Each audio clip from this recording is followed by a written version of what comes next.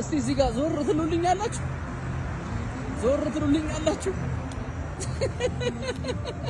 ብርድ ነው አንድ አካል አንድ አምሳል በሚለው ማለት ነው